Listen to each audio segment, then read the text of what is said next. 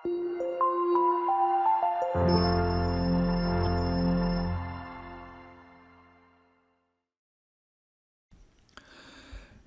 ಸ್ನೇಹಿತರೆ, ಅಮೋಘ ವರ್ಷ ಕೋಚಿಂಗ್ ಸೆಂಟರ್ ಯೂಟ್ಯೂಬ್ ಚಾನಲ್ಗೆ ನಿಮಗೆಲ್ಲ ಸ್ವಾಗತ. ಇವತ್ತಿನ ಪ್ರಮುಖವಾದಂತಹ ಕರೆಂಟ್ ಅಫೇರ್ಸ್ ಟಾಪಿಕ್ಗಳನ್ನು ಡಿಸ್ಕಸ್ ಮಾಡೋಣ. ಕಳೆದ ಸೆಷನ್ನಲ್ಲಿ ಕೇಳಲಾದಂತಹ ಪ್ರಶ್ನೆಯ ಸರಿಯಾದ ಉತ್ತರ ಏನು ಅಂತ ಮೊದಲು ತಿಳಿದುಕೊಳ್ಳೋದಾದರೆ, ಭಾರತದಲ್ಲಿ ನೌಕಾಪಡೆಯ ಪಿತಾಮಹ ಅಂತ ಯಾರನ್ನ ಗುರುತಿಸಲಾಗುತ್ತೆ ಅಂತ ಪ್ರಶ್ನೆಯನ್ನು ಕೇಳಲಾಗಿತ್ತು. ಆಪ್ಷನ್ಗಳಲ್ಲಿ ರಾಣಾ ಪ್ರತಾಪ್ ಸಿಂಹ, ಶಿವಾಜಿ ಮಹಾರಾಜ್, ರಾಜೇಂದ್ರ ಚೋಳ ಅಥವಾ ಟಿಪ್ಪು ಸುಲ್ತಾನ್ ಅಂತ ನೀಡಲಾಗಿದ್ದು, ಸರಿಯಾದ ಉತ್ತರ ಏನು ಅಂತಂದರೆ ಶಿವಾಜಿ ಮಹಾರಾಜರನ್ನು ನೌಕಾಪಡೆಯ ಪಿತಾಮಹ ಅಂತ ಭಾರತದಲ್ಲಿ ಗುರುತಿಸಲಾಗುತ್ತದೆ. ಮುಖ್ಯವಾಗಿ ಈ ಮಹಾರಾಷ್ಟ್ರದ ಪಶ್ಚಿಮ ಭಾಗದಲ್ಲಿನ ಕೊಂಕಣ ತೀರದ ಒಂದು ನೌಕಾಪಡೆಯನ್ನು ಡೆವಲಪ್ ಮಾಡುವಂತಹ ಮಹತ್ವವನ್ನು ಅರಿತಂತಹ ಛತ್ರಪತಿ ಶಿವಾಜಿ ಮಹಾರಾಜರು 17ನೇ ಶತಮಾನದಲ್ಲಿ ಈ ಮಹಾರಾಷ್ಟ್ರದ ಕೊಂಕಣ ಭಾಗವನ್ನು ಸಂರಕ್ಷಣೆ ಮಾಡುವಂತಹ ನಿಟ್ಟಿನಲ್ಲಿ ಆ ಒಂದು ಕರಾವಳಿಯಲ್ಲಿ ನೌಕಾಪಡೆಯನ್ನು ಮತ್ತು ಕೋಟೆಗಳನ್ನು ವ್ಯೂಹಾತ್ಮಕವಾದಂತಹ ಒಂದು ಉದ್ದೇಶದಿಂದ ಸ್ಥಾಪನೆ ಮಾಡಿದರು. ಸೊ ಇದೇ ಒಂದು ಕಾರಣಕ್ಕಾಗಿ ಛತ್ರಪತಿ ಶಿವಾಜಿ ಮಹಾರಾಜರನ್ನು ನೌಕಾಪಡೆಯ ಪಿತಾಮಹ ಅಂತ ಗುರುತಿಸಲಾಗುತ್ತದೆ. ಸೊ ಆನ್ಸರ್ ಮಾಡಿದಂತಹ ಎಲ್ಲ ಸ್ಟೂಡೆಂಟ್ಸ್ಗಳಿಗೆ ಕಾಂಗ್ರ್ಯಾಚುಲೇಷನ್ಸ್. ಇದೇ ರೀತಿಯಾಗಿ ಡಿಸ್ಕಷನ್ನಲ್ಲಿ ಭಾಗವಹಿಸ್ತಾ ಇರಿ, ನಿಮ್ಮ ಆನ್ಸರ್ಗಳನ್ನು ಕಮೆಂಟ್ ಮಾಡ್ತಾ ಇರಿ ಅಂತ ಹೇಳ್ತಾ ಇವತ್ತಿನ ಪ್ರಶ್ನೆ ಏನು ಅಂತ ನೋಡೋಣ. ಆನ್ಸರ್ ಮಾಡೋದಕ್ಕೆ ಟ್ರೈ ಮಾಡಿ. ಕರ್ನಾಟಕದ ಅತಿ ದೊಡ್ಡ ಸೌರ ವಿದ್ಯುತ್ ಸ್ಥಾವರ ಎಲ್ಲಿದೆ ಅಂತ ಪ್ರಶ್ನೆ ಇದೆ. ಯಾವ ನಗರ ಅಂತ ಗುರುತಿಸಬೇಕಾಗಿದೆ. Option 1 Tumakuru, option 2 Ramanagara, option 3 Kolar ಅಥವಾ ಆಪ್ಷನ್ 4 ರಾಯಚೂರು ಅಂತ ಇದ್ದು ಯಾವ ಜಿಲ್ಲೆ ಅಂತ ಗುರುತಿಸಿ ಕಮೆಂಟ್ ಬಾಕ್ಸ್ನಲ್ಲಿ ಕಮೆಂಟ್ ಮಾಡಿ. ಕರ್ನಾಟಕದ ಅತಿ ದೊಡ್ಡ ಸೌರ ವಿದ್ಯುತ್ ಸ್ಥಾವರ ಎಲ್ಲಿದೆ ಅಂತ ತಿಳ್ಕೊಂಡು ಕಮೆಂಟ್ ಬಾಕ್ಸ್ನಲ್ಲಿ ಕಮೆಂಟ್ ಮಾಡಿ. ಮುಂದಿನ ಸೆಷನ್ನಲ್ಲಿ ಇದರ ಸಂಬಂಧಿಸಿದಂಥ ಮಾಹಿತಿ ಮತ್ತು ಸರಿಯಾದ ಉತ್ತರವನ್ನು ಕೂಡ ತಿಳಿದುಕೊಳ್ಳೋಣ. ಇನ್ನು ಇವತ್ತಿನ ಮೊದಲನೇ ಆರ್ಟಿಕಲ್ ಏನು ಅಂತ ನೋಡೋದಾದರೆ, ನಮ್ಮ ಬೆಂಗಳೂರು ನಗರ ವಿಶ್ವ ನಗರಗಳ ಸಂಸ್ಕೃತಿ ವೇದಿಕೆ ಅಥವಾ ವರ್ಲ್ಡ್ ಸಿಟೀಸ್ ಕಲ್ಚರ್ ಫೋರಂನ ಭಾಗವಾದಂತಹ ಮೊದಲ ಭಾರತೀಯ ನಗರವಾಗಿ ಗುರುತಿಸಿಕೊಂಡಿದೆ. ಸೊ ಹೀಗಾಗಿ ಈ ವಿಶ್ವ ನಗರಗಳ ಸಂಸ್ಕೃತಿ ವೇದಿಕೆ ಅನ್ನುವ ಈ ಒಂದು ಪ್ಲ್ಯಾಟ್ಫಾರ್ಮ್ ಕುರಿತಾದಂತಹ ಡೀಟೇಲ್ ಆದಂತಹ ಮಾಹಿತಿಯನ್ನು ಈ ಆರ್ಟಿಕಲ್ನಲ್ಲಿ ಡಿಸ್ಕಸ್ ಮಾಡೋಣ. ಈ ಬೆಂಗಳೂರಿನ ನಗರ ಈ WCCF ಅನ್ನುವ ಈ ಪ್ಲ್ಯಾಟ್ಫಾರ್ಮ್ನ ಭಾಗವಾದಂತಹ ಮೊದಲ ಭಾರತೀಯ ನಗರವಾಗಿದೆ ಅಂತ ಅನ್ನೋದು ವೆರಿ ಇಂಪಾರ್ಟೆಂಟ್ ಆದಂಥ ಪಾಯಿಂಟ್, ನೋಟ್ ಮಾಡಿಟ್ಕೊಳ್ಳಿ. ಅದೇ ರೀತಿಯಾಗಿ ಈ ವಿಶ್ವ ನಗರಗಳ ಸಂಸ್ಕೃತಿ ವೇದಿಕೆ ಅಥವಾ WCCF ಇದರ ಕುರಿತಾದಂಥ ಮಾಹಿತಿಯನ್ನು ತಿಳ್ಕೊಳ್ಳೋದಾದರೆ, 2012ರಲ್ಲಿ ಲಂಡನ್ನ ಸಂಸ್ಕೃತಿ ಮತ್ತು ಸೃಜನಾತ್ಮಕ ಉದ್ಯಮಗಳ ಉಪಮೇಯರ್ ಆದಂತಹ ಜಸ್ಟಿನ್ ಸೈಮನ್ಸ್ OBE ಅವರಿಂದ 2012ರಲ್ಲಿ ಈ WCCF ಅನ್ನುವ ಫೋರಮನ್ನು ಅಥವಾ ಈ ಒಂದು ವೇದಿಕೆಯನ್ನು ಲಾಂಚ್ ಮಾಡಲಾಗಿತ್ತು. ಮುಖ್ಯವಾಗಿ ಜಾಗತಿಕವಾಗಿ ಈ ಪ್ರಮುಖ ನಗರಗಳ ಒಂದು ನೆಟ್ವರ್ಕ್ ಆಗಿ ಈ ಒಂದು ವೇದಿಕೆಯನ್ನು ನಿರ್ಮಾಣ ಮಾಡಲಾಗಿದ್ದು, ಮುಖ್ಯವಾಗಿ ಈ ಸಂಶೋಧನೆ ಮತ್ತು ಈ ನಾಲೆಜ್ ಟ್ರಾನ್ಸ್ಫರ್ಗೆ ಸಂಬಂಧಪಟ್ಟಂತೆ ಭವಿಷ್ಯದಲ್ಲಿ ಈ ಸಂಸ್ಕೃತಿಯ ಮಹತ್ವವನ್ನು ಅಂದರೆ ಈ ನಗರಗಳ ಅಭಿವೃದ್ಧಿಯಲ್ಲಿ ಸಂಸ್ಕೃತಿಯ ಮಹತ್ವವನ್ನು ಅನ್ವೇಷಣೆ ಮಾಡುವಂತಹ ಉದ್ದೇಶದಿಂದ ಈ ಒಂದು ಪ್ಲ್ಯಾಟ್ಫಾರ್ಮನ್ನು 2012ರಲ್ಲಿ ಲಾಂಚ್ ಮಾಡಲಾಗಿತ್ತು. ಸದ್ಯಕ್ಕೆ ಈ ನಗರಗಳ ಜಾಗತಿಕ ನೆಟ್ವರ್ಕ್ನಲ್ಲಿ 6 ಖಂಡಗಳಿಂದ ಪ್ರಮುಖವಾದಂತಹ 40 ನಗರಗಳನ್ನು ಆಯ್ಕೆ ಮಾಡಲಾಗಿದ್ದು, ಇತ್ತೀಚೆಗೆ ಈ ಒಂದು ಪಟ್ಟಿಯಲ್ಲಿ ನಮ್ಮ ಬೆಂಗಳೂರು ನಗರ ಕೂಡ ಸೇರ್ಪಡೆಯಾಗಿದೆ. ಇದರಲ್ಲಿ ಇರುವಂತಹ ಪ್ರಮುಖ ನಗರಗಳು ಅಂತಂದರೆ ನ್ಯೂಯಾರ್ಕ್ ಆಗಿರ್ಬೋದು, ಲಂಡನ್, ಪ್ಯಾರಿಸ್, ಟೋಕಿಯೋ, ದುಬೈ ಈ ರೀತಿಯಾದಂತಹ ಜಾಗತಿಕವಾಗಿ ಪ್ರಮುಖವಾದಂತಹ ಸಾಂಸ್ಕೃತಿಕ ಮಹತ್ವವನ್ನು ಹೊಂದಿದಂತಹ ನಗರಗಳನ್ನು ಈ ಒಂದು ಪಟ್ಟಿಯಲ್ಲಿ ಇನ್ಕ್ಲೂಡ್ ಮಾಡಲಾಗಿದೆ. ಸೊ ಅಷ್ಟೇ ಅಲ್ಲದೆ ಇದರ ಗುರಿಯನ್ನು ತಿಳ್ಕೊಳ್ಳೋದಾದರೆ, ಈ ವಿಶ್ವ ನಗರಗಳ ಸಂಸ್ಕೃತಿ ಶೃಂಗಸಭೆಯನ್ನು ಜಾಗತಿಕವಾಗಿ ಒಂದೊಂದು ನಗರದಲ್ಲಿ ಆಯೋಜನೆ ಮಾಡಿ ಮುಖ್ಯವಾಗಿ ಈ ಒಂದು ನಗರಗಳ ಲೀಡರ್ಗಳು ಅಥವಾ ಆ ನಗರದ ಮುಖ್ಯಸ್ಥರ ಸಂಬಂಧಪಟ್ಟಂತೆ ಐಡಿಯಾಸ್ಗಳನ್ನು ಮತ್ತು ನಾಲೆಜನ್ನು ಟ್ರಾನ್ಸ್ಫರ್ ಮಾಡೋದು ಮತ್ತು ಈ ಸಾರ್ವಜನಿಕ ನೀತಿಯನ್ನು ಅಥವಾ ಪಬ್ಲಿಕ್ ಪಾಲಿಸಿಯನ್ನು ಎಸ್ಟಾಬ್ಲಿಷ್ ಮಾಡುವಲ್ಲಿ ಈ ಒಂದು ನಗರಗಳ ಸಂಸ್ಕೃತಿಯ ಮಹತ್ವವನ್ನು ಅದರ ಅರಿವನ್ನು ತಿಳಿದುಕೊಳ್ಳುವಂತಹ ಮತ್ತು ಸ್ಪ್ರೆಡ್ ಮಾಡುವಂತಹ ಉದ್ದೇಶವನ್ನು ಈ ವಿಶ್ವ ನಗರಗಳ ಸಂಸ್ಕೃತಿ ವೇದಿಕೆ ಅಥವಾ ವರ್ಲ್ಡ್ ಸಿಟೀಸ್ ಕಲ್ಚರ್ ಫೋರಮ್ ಹೊಂದಿದೆ. ಸೊ ಇತ್ತೀಚೆಗೆ ಈ ಒಂದು 40 ನಗರಗಳಲ್ಲಿ ನಮ್ಮ ಬೆಂಗಳೂರು ಕೂಡ ಇನ್ಕ್ಲೂಡ್ ಆಗಿದೆ ಅನ್ನೋದು ಒಂದು ಪ್ರಮುಖವಾದಂಥ ಸಂಗತಿಯಾಗಿದೆ. ಇನ್ನು ಮುಂದಿನ ಆರ್ಟಿಕಲ್ ಸೈನ್ಸ್ ಆ್ಯಂಡ್ ಟೆಕ್ನಾಲಜಿಗೆ ಸಂಬಂಧಪಟ್ಟಂತಹ ಒಂದು ಆರ್ಟಿಕಲ್ ಆಗಿದ್ದು, ಇತ್ತೀಚೆಗೆ ಭಾರತದ ಈ ಇಂಡಿಯಾ AI ಮತ್ತು ಮೆಟಾ ಅಂತಂದರೆ ಈ ಫೇಸ್ಬುಕ್ನ ಅಂಬ್ರೆಲಾ ಆರ್ಗನೈಸೇಷನ್ ಆದಂತಹ ಮೆಟಾ ಅನ್ನುವ ಸಂಸ್ಥೆಯೊಂದಿಗೆ ಒಂದು ಮೆಮೊರಂಡಮ್ ಆಫ್ ಅಂಡರ್ಸ್ಟ್ಯಾಂಡಿಂಗನ್ನು ಸಹಿ ಮಾಡಲಾಗಿದೆ. ಮುಖ್ಯವಾಗಿ ಈಗ ಸದ್ಯಕ್ಕೆ ಎಮರ್ಜಿಂಗ್ ಟೆಕ್ನಾಲಜಿ ಆದಂತಹ ಈ ಆರ್ಟಿಫಿಷಿಯಲ್ ಇಂಟೆಲಿಜೆನ್ಸ್ ಅಥವಾ ಕೃತಕ ಬುದ್ಧಿಮತ್ತೆಗೆ ಸಂಬಂಧಪಟ್ಟಂತೆ ಆ ಒಂದು ಕ್ಷೇತ್ರದಲ್ಲಿ ಡೆವಲಪ್ಮೆಂಟನ್ನು ಮತ್ತು ಉತ್ತಮವಾದಂತಹ ಸಹಕಾರವನ್ನು ಉತ್ತೇಜಿಸುವಂತಹ ನಿಟ್ಟಿನಲ್ಲಿ ಒಂದು ಫ್ರೇಮ್ವರ್ಕನ್ನು ಎಸ್ಟಾಬ್ಲಿಷ್ ಮಾಡುವಂತಹ ಒಂದು ಉದ್ದೇಶವನ್ನು ಇಟ್ಕೊಂಡು ಇಂಡಿಯಾ AI ಮತ್ತು ಈ ಮೆಟಾ ಅನ್ನುವ ಸಂಸ್ಥೆಯ ನಡುವೆ ಈ ಮೆಮೊರಂಡಮ್ ಆಫ್ ಅಂಡರ್ಸ್ಟ್ಯಾಂಡಿಂಗನ್ನು ಸಹಿ ಮಾಡಲಾಗಿದೆ. ಸೊ ಈ ಇಂಡಿಯಾ AI ಅನ್ನುವ ಸಂಸ್ಥೆ ಏನು ಅಂತ ತಿಳಿದುಕೊಳ್ಳೋದಕ್ಕಿಂತ ಆರ್ಟಿಫಿಷಿಯಲ್ ಇಂಟೆಲಿಜೆನ್ಸ್ ಅಂದರೆ ಏನು ಅಂತ ಕ್ಲಿಯರ್ ಆಗಿ ಮೊದಲು ಅಂಡರ್ಸ್ಟ್ಯಾಂಡ್ ಮಾಡ್ಕೊಳ್ಳೋಣ. ಮಾನವ ಯಾವ ರೀತಿಯಾಗಿ ತನ್ನ ಬುದ್ಧಿವಂತಿಕೆಯಿಂದ ಯಾವುದೇ ಒಂದು ಡೇಟಾವನ್ನು ಅಥವಾ ಒಂದು ಮಾಹಿತಿಯನ್ನು ಪ್ರೊಸೆಸ್ ಮಾಡಿ ಅದನ್ನು ಅನಲೈಸ್ ಮಾಡಿ ಯಾವ ರೀತಿಯಾಗಿ ಒಂದು ನಿಖರವಾದಂತಹ ಅಥವಾ ಅಪ್ರಾಕ್ಸಿಮೇಟ್ ಆದಂತಹ ಒಂದು ಪ್ರತಿಕ್ರಿಯೆಯನ್ನು ನೀಡುವಂತಹ ಒಂದು ಬುದ್ಧಿವಂತಿಕೆಯನ್ನು ಹೊಂದಿರ್ತಾನೆ. ಅದೇ ರೀತಿಯಾದಂತಹ ಒಂದು ಯಂತ್ರಗಳನ್ನು, ಸ್ಮಾರ್ಟ್ ಆದಂತಹ ಯಂತ್ರಗಳನ್ನು ರೂಪಿಸಲು, ವಿನ್ಯಾಸಗೊಳಿಸಲು ಅಥವಾ ನಿರ್ಮಾಣ ಮಾಡುವಂತಹ ಉದ್ದೇಶದಿಂದ ಎಸ್ಟಾಬ್ಲಿಷ್ ಮಾಡಲಾದಂತಹ ಉದಯೋನ್ಮುಖ ಈ ಕಂಪ್ಯೂಟರ್ ಸೈನ್ಸ್ಗೆ ಸಂಬಂಧಪಟ್ಟಂತಹ ಪ್ರಮುಖ ವಿಭಾಗ ಯಾವುದು ಅಂತಂದರೆ ಕೃತಕ ಬುದ್ಧಿಮತ್ತೆ ಅಥವಾ ಆರ್ಟಿಫಿಷಿಯಲ್ ಇಂಟೆಲಿಜೆನ್ಸ್ ಆಗಿದೆ. ಸೊ ನೆನ್ಪಿಟ್ಕೊಳ್ಳಿ, ಆರ್ಟಿಫಿಷಿಯಲ್ ಇಂಟೆಲಿಜೆನ್ಸ್ ಅಂತಂದರೆ ಈ ಮಾನವ ಯಾವ ರೀತಿಯಾಗಿ ತನ್ನ ಬುದ್ಧಿವಂತಿಕೆಯಿಂದ ವಿಚಾರ ಮಾಡುವಂತಹ ಒಂದು ಕಾರ್ಯ ಆಗಿರ್ಬೋದು ಅಥವಾ ಆ ಒಂದು ಸಮಸ್ಯೆಗಳಿಗೆ ಪರಿಹಾರವನ್ನು ನೀಡುವಂತಹ ಒಂದು ನಾಲೆಜ್ ಆಗಿರ್ಬೋದು, ಜ್ಞಾನ ಆಗಿರ್ಬೋದು, ಅದೇ ರೀತಿಯಾದಂತಹ ಸ್ಮಾರ್ಟ್ ಯಂತ್ರಗಳನ್ನು ಸಿದ್ಧಪಡಿಸುವಂತಹ, ವಿನ್ಯಾಸಗೊಳಿಸುವಂತಹ ಒಂದು ಶಾಖೆ, ಕಂಪ್ಯೂಟರ್ ಸೈನ್ಸ್ನ ಶಾಖೆ ಯಾವುದು ಅಂತಂದರೆ ಕೃತಕ ಬುದ್ಧಿಮತ್ತೆ ಅಥವಾ ಆರ್ಟಿಫಿಷಿಯಲ್ ಇಂಟೆಲಿಜೆನ್ಸ್ ಆಗಿದೆ.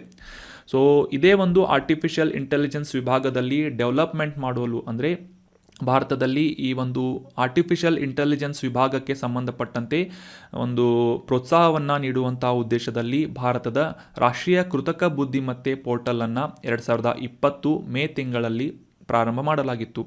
ಮುಖ್ಯವಾಗಿ ಭಾರತದಲ್ಲಿ ಈ ಆರ್ಟಿಫಿಷಿಯಲ್ ಇಂಟೆಲಿಜೆನ್ಸ್ಗೆ ಸಂಬಂಧಪಟ್ಟಂತಹ ಒಂದು ಎಕೋಸಿಸ್ಟಮನ್ನು ಅಥವಾ ಪರಿಸರ ವ್ಯವಸ್ಥೆಯನ್ನು ರೂಪಿಸುವುದು ಮತ್ತು ಆ ಒಂದು ಕ್ಷೇತ್ರಕ್ಕೆ ಸಂಬಂಧಪಟ್ಟಂತಹ ಘಟಕಗಳನ್ನು ಒಂದುಗೂಡಿಸಿ ಪರಸ್ಪರ ಸಹಯೋಗವನ್ನು ಉತ್ತೇಜನೆ ಮಾಡುವಂತಹ ಒಂದು ಉದ್ದೇಶದಿಂದ ಇಂಡಿಯಾ AI ಅನ್ನುವ ಈ ಒಂದು ಪ್ಲ್ಯಾಟ್ಫಾರ್ಮನ್ನು 2020ರಲ್ಲಿ ಲಾಂಚ್ ಮಾಡಲಾಗಿತ್ತು.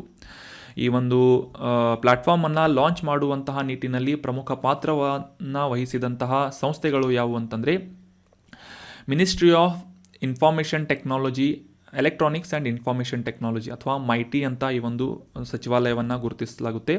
ಸೊ ಈ ಸಚಿವಾಲಯದ ಅಡಿಯಲ್ಲಿ ಕೆಲಸ ಮಾಡುವಂತಹ ರಾಷ್ಟ್ರೀಯ ಆಡಳಿತ ವಿಭಾಗ, ನ್ಯಾಷನಲ್ ಗವರ್ನೆನ್ಸ್ ಡಿಪಾರ್ಟ್ಮೆಂಟ್ ಮತ್ತು ಭಾರತದ NASSCOM ಅನ್ನುವ ಸಂಸ್ಥೆಯ ಜಂಟಿ ಪ್ರಯತ್ನದಿಂದ ಈ ಇಂಡಿಯಾ AI ಅನ್ನುವ ಪ್ಲ್ಯಾಟ್ಫಾರ್ಮನ್ನು ಲಾಂಚ್ ಮಾಡಲಾಗಿತ್ತು. ಸೊ ಈ ಒಂದು ನ್ಯಾಷನಲ್ ಗವರ್ನೆನ್ಸ್ ಡಿಪಾರ್ಟ್ಮೆಂಟ್ ಬಗ್ಗೆ ತಿಳ್ಕೊಳ್ಳೋದಾದರೆ 2009ರಲ್ಲಿ ಡಿಜಿಟಲ್ ಇಂಡಿಯಾ ಕಾರ್ಪೊರೇಷನ್ ಅಡಿಯಲ್ಲಿ ಸ್ವತಂತ್ರ ಮತ್ತು ಈ ಒಂದು ವ್ಯಾಪಾರ ವಿಭಾಗವಾಗಿ ministry of electronics and technology, information technology ಅನ್ನುವ ಈ ಒಂದು ಮಿನಿಸ್ಟ್ರಿ ಅಥವಾ ಸಚಿವಾಲಯದ ಅಡಿಯಲ್ಲಿ ಸ್ಥಾಪಿಸಲಾದಂತಹ ಲಾಭರಹಿತ ಕಂಪನಿ ಅಥವಾ ನಾನ್ ಪ್ರಾಫಿಟ್ ಆರ್ಗನೈಸೇಷನ್ ಆಗಿದೆ.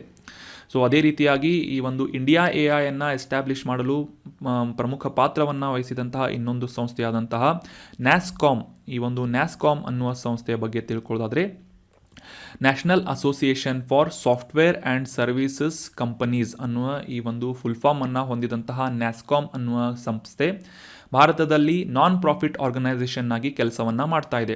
ಮುಖ್ಯವಾಗಿ ಈ ಮಾಹಿತಿ ತಂತ್ರಜ್ಞಾನಕ್ಕೆ ಸಂಬಂಧಪಟ್ಟಂತಹ ಕ್ಷೇತ್ರ ಮತ್ತು ಈ ಮಾಹಿತಿ ತಂತ್ರಜ್ಞಾನದಿಂದ ಎಂಪವರ್ಗೊಂಡಂತಹ ಉತ್ಪನ್ನಗಳಾಗಿರ್ಬೋದು ಅಥವಾ ಈ ಒಂದು ಸರ್ವಿಸ್ ಸೆಕ್ಟರ್ ಆಗಿರ್ಬೋದು, ಈ ಎಲ್ಲ ಸಂಸ್ಥೆಗಳನ್ನು ಒಳಗೊಂಡಂತಹ ಒಂದು ಪ್ರಮುಖವಾದಂತಹ ಸಂಸ್ಥೆ, ಭಾರತದ ಉನ್ನತ ಸಂಸ್ಥೆ ಯಾವುದು ಅಂತಂದರೆ NASSCOM ಆಗಿದೆ. ಮತ್ತೊಮ್ಮೆ ಇದರ ಫುಲ್ ಫಾರ್ಮನ್ನು ರಿಪೀಟ್ ಮಾಡ್ತೀನಿ, national association for software and services companies ಅಂತ ಇದರ ಫುಲ್ ಫಾರ್ಮ್ ಆಗಿದೆ.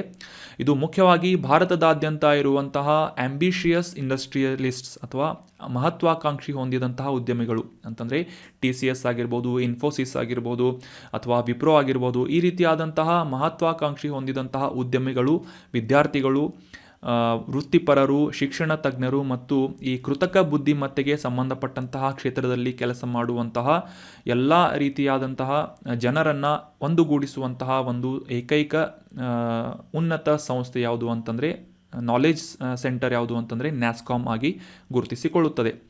ಇದು ಕೂಡ ಒಂದು ನಾನ್ ಪ್ರಾಫಿಟ್ ಆರ್ಗನೈಸೇಷನ್ ಆಗಿದೆ. ಸೊ ಆಲ್ರೆಡಿ ಡಿಸ್ಕಸ್ ಮಾಡಿದ ಹಾಗೆ ಕೃತಕ ಬುದ್ಧಿಮತ್ತೆ ಏನು ಅಂತ ತಿಳ್ಕೊಂಡ್ವಿ. ಇಂಡಿಯಾ AI ಅನ್ನುವ ಸಂಸ್ಥೆ ಮುಖ್ಯವಾಗಿ ಈ ಒಂದು ಆರ್ಟಿಫಿಷಿಯಲ್ ಇಂಟೆಲಿಜೆನ್ಸ್ಗೆ ಸಂಬಂಧಪಟ್ಟಂತಹ ಉತ್ತಮವಾದಂತಹ ಒಂದು ಎಕೋಸಿಸ್ಟಮನ್ನು ಡೆವಲಪ್ ಮಾಡುವಂತಹ ನಿಟ್ಟಿನಲ್ಲಿ ಭಾರತದ ಈ ನ್ಯಾಷನಲ್ ಗವರ್ನೆನ್ಸ್ ಡಿಪಾರ್ಟ್ಮೆಂಟ್ ಮತ್ತು ನ್ಯಾಸ್ಕಾಮ್ನಿಂದ ಎಸ್ಟಾಬ್ಲಿಷ್ ಆದಂತಹ ಒಂದು ಪ್ರಮುಖ ವೇದಿಕೆಯಾಗಿದೆ. ಸೊ ಈ ಕೃತಕ ಬುದ್ಧಿಮತ್ತೆಗೆ ಸಂಬಂಧಪಟ್ಟಂತಹ ಯಾವುದೇ ಪಾಯಿಂಟನ್ನು ಮೆನ್ಷನ್ ಮಾಡಬೇಕು ಅಂತಂದರೆ ಈ ಇಂಡಿಯಾ AI ಅನ್ನುವ ಈ ಪ್ಲ್ಯಾಟ್ಫಾರ್ಮನ್ನು ಕೂಡ ಮೆನ್ಷನ್ ಮಾಡಿ. ಸೊ ಈ ಕೃತಕ ಬುದ್ಧಿಮತ್ತೆಗೆ ಸಂಬಂಧಪಟ್ಟಂತಹ ಎಲ್ಲ ರೀತಿಯ ಜನರನ್ನು ಒಂದುಗೂಡಿಸುವಂತಹ ಮತ್ತು ಅವರ ಸಂಶೋಧನೆಗೆ ಉತ್ತೇಜನವನ್ನು ನೀಡುವಂತಹ ಒಂದು ಸಂಸ್ಥೆ ಅಥವಾ ಒಂದು ವೇದಿಕೆ ಯಾವುದು ಅಂತಂದರೆ ಇಂಡಿಯಾ AI.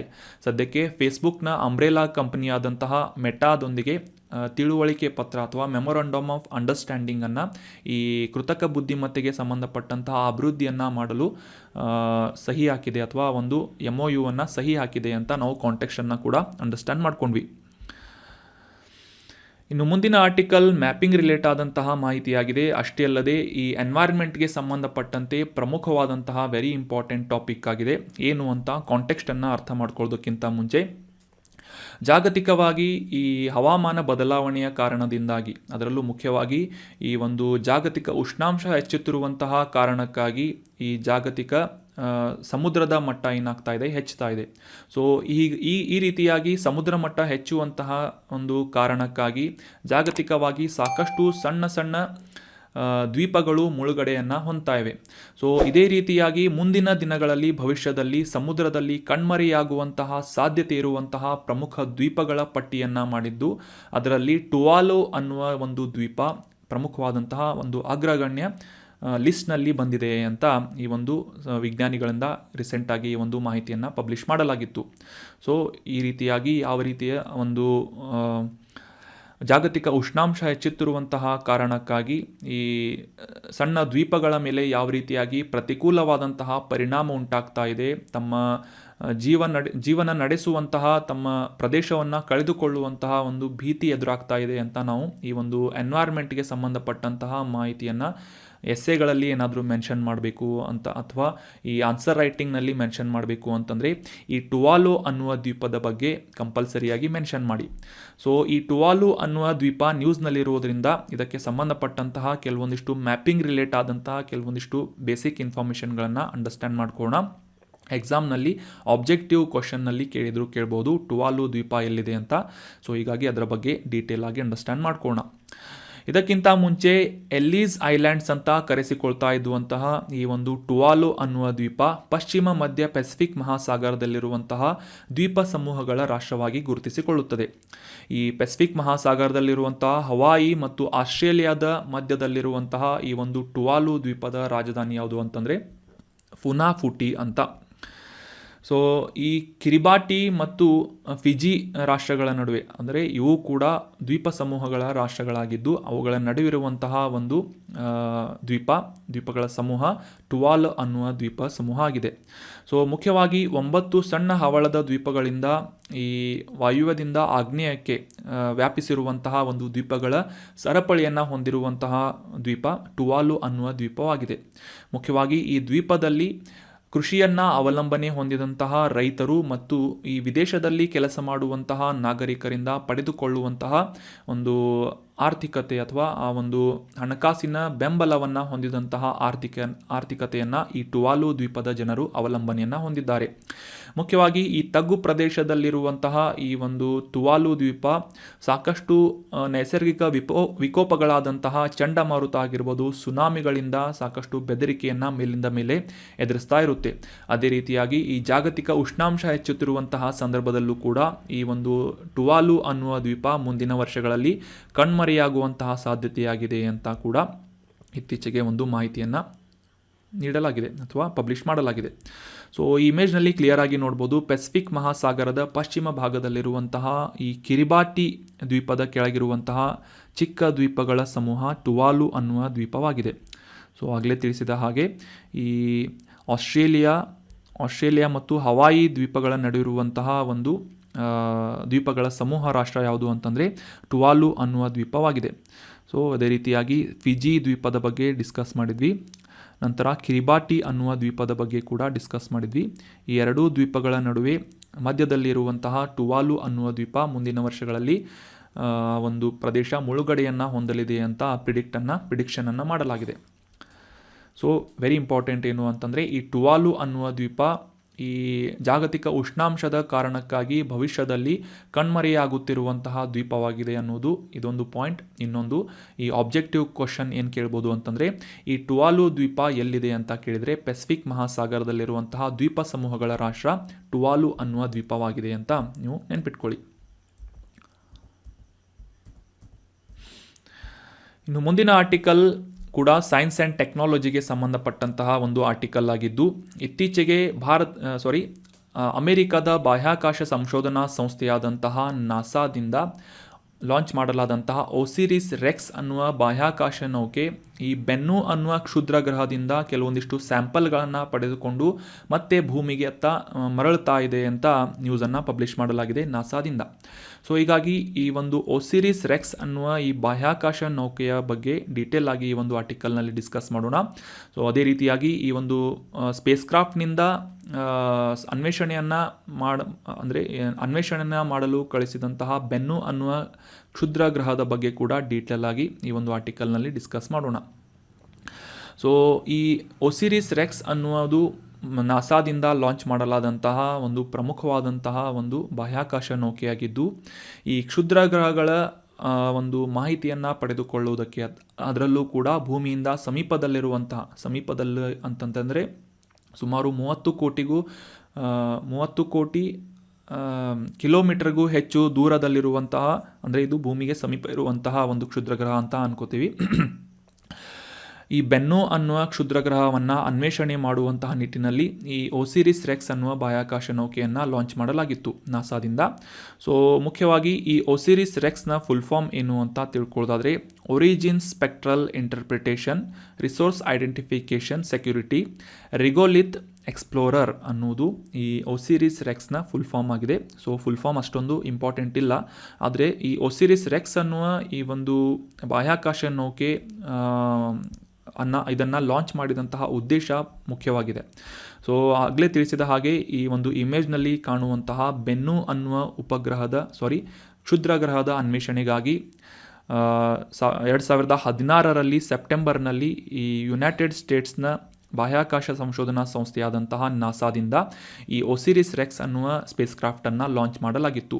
ಮುಖ್ಯವಾದ ಉದ್ದೇಶ ಏನು ಅಂತಂದರೆ ಈ ಕ್ಷುದ್ರಗ್ರಹವಾದಂತಹ 101955 ಬೆನ್ನು ಅನ್ನುವ ಉಪಗ್ರಹದಲ್ಲಿ ಕನಿಷ್ಠ ಪಕ್ಷ 60 ಗ್ರಾಮ್ನಷ್ಟು ಸ್ಯಾಂಪಲ್ಗಳನ್ನು, ಆ ಒಂದು ಪ್ರದೇಶದಲ್ಲಿನ ಸ್ಯಾಂಪಲ್ಗಳನ್ನು ಕಲೆಕ್ಟ್ ಮಾಡಿಕೊಂಡು ಭೂಮಿಯತ್ತ ಮರಳಿ ಆ ಒಂದು ಸ್ಯಾಂಪಲ್ಗಳನ್ನು ಅಥವಾ ಮಾದರಿಗಳನ್ನು ಅನ್ವೇಷಣೆ ಮಾಡುವುದು ಮತ್ತು ಅದರ ಕುರಿತಾದಂತಹ ಮಾದರಿಗಳ ಅನಾಲಿಸಿಸ್ ಮಾಡುವಂತಹ ಉದ್ದೇಶದಿಂದ ಈ ಒಂದು ಸ್ಪೇಸ್ ಕ್ರಾಫ್ಟನ್ನು 2016 ನಾಸಾದಿಂದ ಲಾಂಚ್ ಮಾಡಲಾಗಿತ್ತು.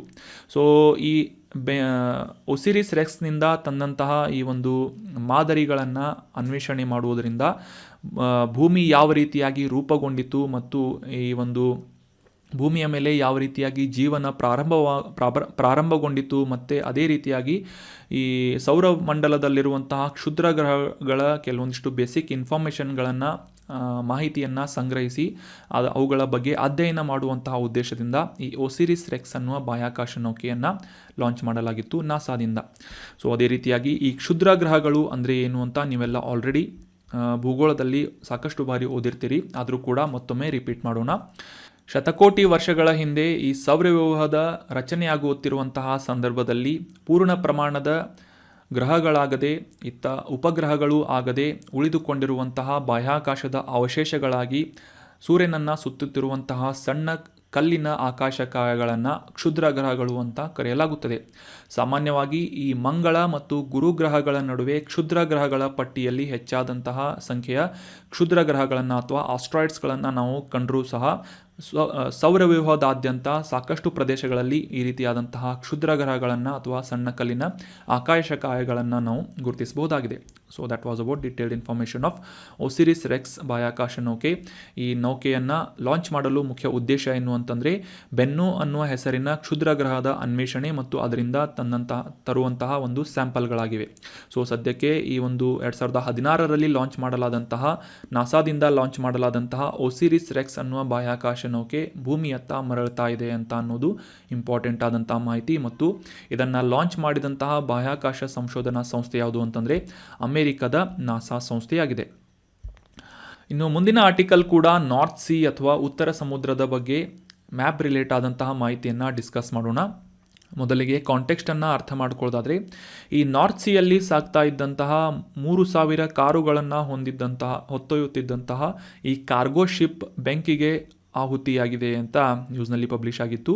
ಸೊ ಹೀಗಾಗಿ ಇದೇ ಒಂದು ಸಂದರ್ಭದಲ್ಲಿ ಈ ಒಂದು ಕಂಟೈನರ್ ಶಿಪ್ನಲ್ಲಿ ಇದ್ದಂತಹ ಭಾರತೀಯ ಸಿಬ್ಬಂದಿಯೊಬ್ಬರು ಸಾವನ್ನಪ್ಪಿದ್ದಾರೆ. ಅಷ್ಟೇ ಅಲ್ಲದೆ ಹಲವರಿಗೆ ಗಾಯಗಳು ಕೂಡ ಉಂಟಾಗಿವೆ ಅಂತ ನ್ಯೂಸ್ನಲ್ಲಿ ಪಬ್ಲಿಷ್ ಆಗಿತ್ತು.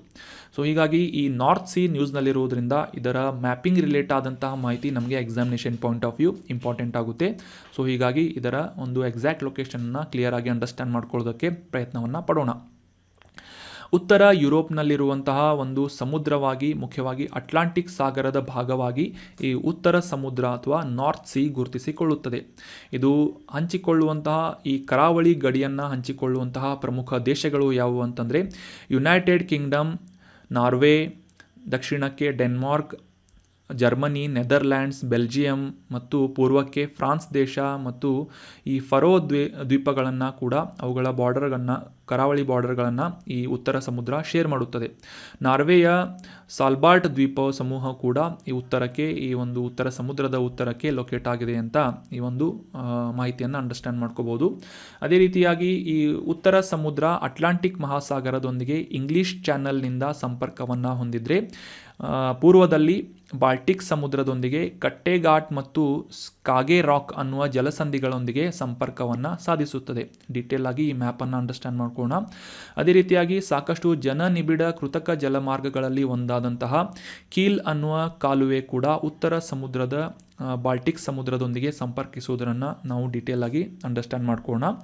ಈ ನಾರ್ತ್ ಸಿ ಮುಖ್ಯವಾಗಿ 5,70,000 ಚದರ ಕಿಲೋಮೀಟರ್ಗಳಷ್ಟು ವಿಸ್ತೀರ್ಣವನ್ನು ಹೊಂದಿದಂತಹ ಪ್ರಮುಖವಾದಂತಹ ಯುರೋಪ್ ದೇಶಗಳೊಂದಿಗೆ ಗಡಿಗಳನ್ನು ಹಂಚಿಕೊಳ್ಳುವಂತಹ ಒಂದು ಪ್ರಮುಖ ಸಮುದ್ರವಾಗಿದೆ. ಸೊ ಈ ಸಮುದ್ರಕ್ಕೆ ಮುಖ್ಯವಾಗಿ ಯುರೋಪಿನ ಪ್ರಮುಖ ನದಿಗಳಾದಂತಹ Forth, Elbe, Weser, Ems, Rhine, Meuse, Scheldt, Thames ಮತ್ತು ಹಂಬರ್ ಅನ್ನುವ ಪ್ರಮುಖ ನದಿಗಳು ನೀರನ್ನು ತಂದು ಈ ಒಂದು ಸಮುದ್ರಕ್ಕೆ ಸೇರುತ್ತವೆ. ಈ ಒಂದು ಮ್ಯಾಪಲ್ಲಿ ಕ್ಲಿಯರ್ ಆಗಿ ಅಂಡರ್ಸ್ಟ್ಯಾಂಡ್ ಮಾಡ್ಕೋಣ. ಪಶ್ಚಿಮದಲ್ಲಿ ಉತ್ತರ ಸಮುದ್ರ ಅಥವಾ ನಾರ್ತ್ ಸಿಯ ಪಶ್ಚಿಮದಲ್ಲಿ ಯುನೈಟೆಡ್ ಕಿಂಗ್ಡಮ್, ಪೂರ್ವದಲ್ಲಿ ನಾರ್ವೆ ಮತ್ತು ದಕ್ಷಿಣದಲ್ಲಿ ಯುರೋಪಿನ ಪ್ರಮುಖ ರಾಷ್ಟ್ರಗಳಾದಂತಹ ಫ್ರಾನ್ಸ್, ಬೆಲ್ಜಿಯಂ, ನೆದರ್ಲ್ಯಾಂಡ್, ಜರ್ಮನಿ ಮತ್ತು ಡೆನ್ಮಾರ್ಕ್ ದೇಶಗಳೊಂದಿಗೆ ಕರಾವಳಿ ಗಡಿ ಭಾಗಗಳನ್ನು ಈ ಉತ್ತರ ಸಮುದ್ರ ಶೇರ್ ಮಾಡುತ್ತದೆ. ಅದೇ ರೀತಿಯಾಗಿ ಈ ಉತ್ತರ ಸಮುದ್ರ ಮತ್ತು ಈ ಅಟ್ಲಾಂಟಿಕ್ ಮಹಾಸಾಗರವನ್ನು ಸಂಪರ್ಕಿಸುವಂತಹ ಒಂದು ಕಾಲುವೆ ಅಥವಾ ಚಾನಲ್ ಯಾವುದು ಅಂತಂದರೆ ಇಂಗ್ಲಿಷ್ ಚಾನಲ್ ಆಗಿದೆ. ನೆನಪಿಟ್ಕೊಳ್ಳಿ, ವೆರಿ ಇಂಪಾರ್ಟೆಂಟ್. ಇಂಗ್ಲಿಷ್ ಚಾನಲ್ ಎಲ್ಲಿದೆ ಅಂತಂದರೆ ಯುನೈಟೆಡ್ ಕಿಂಗ್ಡಮ್ ಮತ್ತು ಫ್ರಾನ್ಸ್ ದೇಶದ ನಡುವೆ ಉತ್ತರ ಸಮುದ್ರ ಮತ್ತು ಅಟ್ಲಾಂಟಿಕ್ ಮಹಾಸಾಗರವನ್ನು ಕನೆಕ್ಟ್ ಮಾಡುವಂತಹ ಒಂದು ಕಾಲುವೆ ಅಥವಾ ಚಾನಲ್ ಇಂಗ್ಲಿಷ್ ಚಾನಲ್ ಆಗಿದೆ. ಮತ್ತು ಉಳಿದಂತೆ ಈ ಒಂದು ಬಾಲ್ಟಿಕ್ ಸಮುದ್ರ, ಈ ಒಂದು ಇಮೇಜ್ನಲ್ಲಿ ನೀವು ಕಾಣ್ಬೋದು, ಈ ಒಂದು ವಾಟರ್ ಬಾಡಿಯನ್ನು ಬಾಲ್ಟಿಕ್ ಸಮುದ್ರ ಅಂತ ಕರೆಯಲಾಗುತ್ತೆ. ಸೊ ಈ ಬಾಲ್ಟಿಕ್ ಸಮುದ್ರವನ್ನು ಉತ್ತರ ಸಮುದ್ರದೊಂದಿಗೆ ಕನೆಕ್ಟ್ ಮಾಡುವಂತಹ ಜಲಸಂಧಿಗಳು ಯಾವುವು ಅಂತಂದರೆ ಸ್ಕಾಗೆ ರಾಕ್ ಮತ್ತು ಕಟ್ಟೆಘಾಟ್ ಅನ್ನುವ ಜಲಸಂಧಿಗಳಾಗಿದ್ದಾವೆ. ಆಲ್ರೆಡಿ ನಾವು ಅಂಡರ್ಸ್ಟ್ಯಾಂಡ್ ಮಾಡ್ಕೊಂಡ್ವಿ. ಅದೇ ರೀತಿಯಾಗಿ ಈ ಒಂದು ಸಮುದ್ರಕ್ಕೆ ಯುರೋಪಿನ ಪ್ರಮುಖ ನದಿಗಳು ನೀರನ್ನು ತಂದು ಮುಟ್ಟಿಸುತ್ತವೆ ಅಥವಾ ತಂದು ಸೇರುತ್ತವೆ ಅಂತ ನಾವು ಅಂಡರ್ಸ್ಟ್ಯಾಂಡ್ ಮಾಡ್ಕೊಂಡ್ವಿ. ಈ ಒಂದು ಲಂಡನ್ನಿಂದ ಹಾದು ಬರುವಂತಹ ಥೇಮ್ಸ್ ನದಿ ಕೂಡ ಈ ಒಂದು ಉತ್ತರ ಸಮುದ್ರಕ್ಕೆ ಸೇರಿಕೊಳ್ಳುವುದನ್ನು ನಾವು ಇಲ್ಲಿ ಕಾಣಬಹುದಾಗಿದೆ. So that was about detailed information of north C which is located in northern part of Europe. So ಈಗ ಡಿಸ್ಕಸ್ ಮಾಡಲಾದಂಥ ಎಲ್ಲ ಆರ್ಟಿಕಲ್ಸ್ಗಳನ್ನು ಮತ್ತೊಮ್ಮೆ ಈ ಸ್ಟೇಟ್ಮೆಂಟ್ಗಳ ಸರಿ ತಪ್ಪುಗಳನ್ನು ಗುರುತಿಸುವುದರೊಂದಿಗೆ ರಿವಿಷನ್ ಮಾಡೋದಕ್ಕೆ ಪ್ರಯತ್ನ ಪಡೋಣ. ಮೊದಲನೇ ಸ್ಟೇಟ್ಮೆಂಟ್ ಏನು ಅಂತಂದರೆ, ನಮ್ಮ ಬೆಂಗಳೂರು ನಗರ ಈ ವಿಶ್ವ ನಗರಗಳ ಸಂಸ್ಕೃತಿ ವೇದಿಕೆ ಅಥವಾ ವರ್ಲ್ಡ್ ಸಿಟೀಸ್ ಕಲ್ಚರ್ ಫೋರಮ್ನ ಭಾಗವಾದಂತಹ ಮೊದಲ ಭಾರತೀಯ ನಗರವಾಗಿದೆ ಅಂತ ಸ್ಟೇಟ್ಮೆಂಟ್ ಇದೆ. ಸೊ ಈ ಸ್ಟೇಟ್ಮೆಂಟ್ ಏನಾಗುತ್ತೆ, ಟ್ರೂ ಆಗುತ್ತೆ. ಟ್ರೂ ಅಥವಾ ಸರಿಯಾದಂಥ ಸ್ಟೇಟ್ಮೆಂಟ್ ಆಗಿದೆ. ಭಾರತದಲ್ಲಿ ಮೊದಲ ಬಾರಿಗೆ ನಮ್ಮ ಬೆಂಗಳೂರು ನಗರ ಈ ವರ್ಲ್ಡ್ ಸಿಟೀಸ್ ಕಲ್ಚರ್ ಫೋರಮ್ನ ಭಾಗವಾಗಿ ಗುರುತಿಸಿಕೊಂಡಿದೆ. ಸೊ ಇದರ ಒಂದು ಉದ್ದೇಶವನ್ನು ಕೂಡ ತಿಳ್ಕೊಂಡ್ವಿ, ಯಾವ ರೀತಿಯಾಗಿ ಈ ಒಂದು ನಗರಗಳ ಅಭಿವೃದ್ಧಿಯಲ್ಲಿ ಆ ಒಂದು ನಗರದ ಸಂಸ್ಕೃತಿ ಯಾವ ರೀತಿಯಾಗಿ ಪಾತ್ರವನ್ನು ವಹಿಸುತ್ತದೆ ಅಂತ ಒಂದು ಐಡಿಯಾಸ್ಗಳನ್ನು ಮತ್ತು ಈ ಒಂದು ಮಾಹಿತಿಯನ್ನು ಎಕ್ಸ್ಚೇಂಜ್ ಮಾಡಿಕೊಳ್ಳುವಂತಹ ಒಂದು ಪ್ಲ್ಯಾಟ್ಫಾರ್ಮ್ ಅಥವಾ ವೇದಿಕೆ ಈ ವರ್ಲ್ಡ್ ಸಿಟೀಸ್ ಕಲ್ಚರ್ ಫೋರಮ್ ಆಗಿದೆ. ಸೊ ಅದೇ ರೀತಿಯಾಗಿ ಈ ಎರಡನೇ ಸ್ಟೇಟ್ಮೆಂಟನ್ನು ನೋಡೋದಾದರೆ, national E governance department NEGD ಅನ್ನುವ ಸಂಸ್ಥೆಯನ್ನು 2009ರಲ್ಲಿ ಡಿಜಿಟಲ್ ಇಂಡಿಯಾ ಕಾರ್ಪೊರೇಷನ್ ಅಡಿಯಲ್ಲಿ ಸ್ವತಂತ್ರ ವ್ಯಾಪಾರ ವಿಭಾಗವಾಗಿ ರಚಿಸಲಾಯಿತು ಅಂತ ಇದೆ. ಸೊ ಈ ಸ್ಟೇಟ್ಮೆಂಟ್ ಕೂಡ ಕರೆಕ್ಟ್ ಆಗಿದೆ. ಸೊ ಎರಡನೇ ಆರ್ಟಿಕಲ್ನಲ್ಲಿ ನಾವು ಇಂಡಿಯಾ AI ಅನ್ನುವ ಈ ಒಂದು ಆನ್ಲೈನ್ ಪೋರ್ಟಲ್ ಕುರಿತಾದಂತಹ ಮಾಹಿತಿಯನ್ನು ಡಿಸ್ಕಸ್ ಮಾಡ್ತಿರಬೇಕಾದ್ರೆ ಈ ಒಂದು ಪೋರ್ಟಲನ್ನು ಎಸ್ಟಾಬ್ಲಿಷ್ ಮಾಡಲು ನ್ಯಾಸ್ಕಾಮ್ ಮತ್ತು NEGD ಅನ್ನುವ ಈ ಪ್ರಮುಖ ಸಂಸ್ಥೆಗಳು ಮುಖ್ಯ ಪಾತ್ರವನ್ನು ವಹಿಸಿವೆ. ಅವುಗಳ ಒಂದು ಉಪಕ್ರಮವಾಗಿದೆ ಇಂಡಿಯಾ AI ಅಂತ ನಾವು ಡಿಸ್ಕಸ್ ಮಾಡಿದ್ವಿ.